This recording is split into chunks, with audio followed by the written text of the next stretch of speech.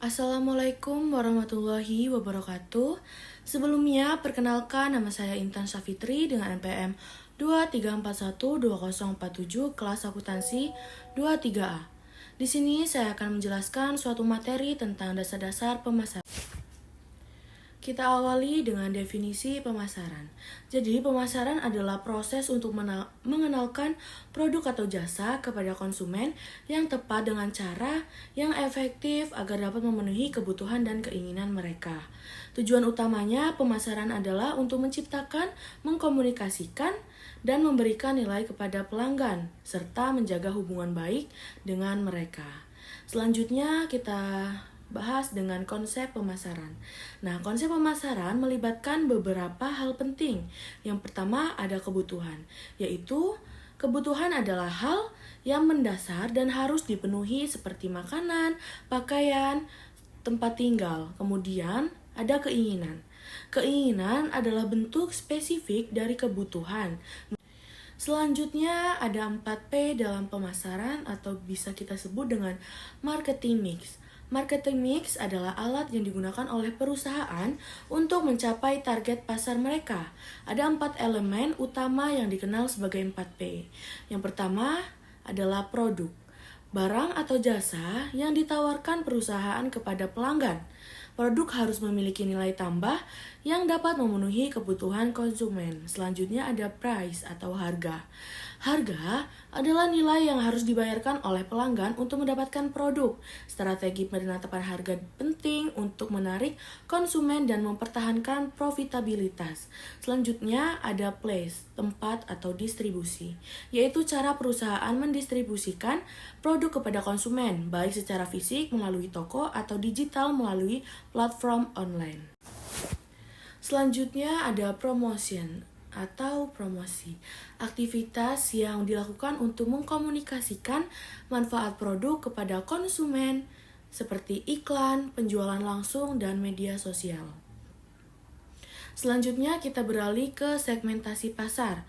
Segmentasi pasar adalah proses membagi pasar menjadi kelompok-kelompok konsumen yang berbeda berdasarkan karakteristik tertentu. Segmentasi membantu perusahaan untuk lebih fokus pada kelompok konsumen tertentu. Segmentasi biasanya dibagi berdasarkan demografis, geografis, psikografis, dan perilaku. Selanjutnya beralih ke targeting dan positioning. Setelah melakukan segmentasi, perusahaan memilih segmen mana yang akan menjadi target utama atau bisa disebut dengan targeting. Targeting dilakukan dengan mempertimbangkan potensi keuntungan dan kemampuan perusahaan melayani segmen tersebut. Setelah itu, perusahaan harus menentukan positioning, yaitu bagaimana perusahaan ini produk tersebut dipersepsikan oleh konsumen di segmen yang ditargetkan.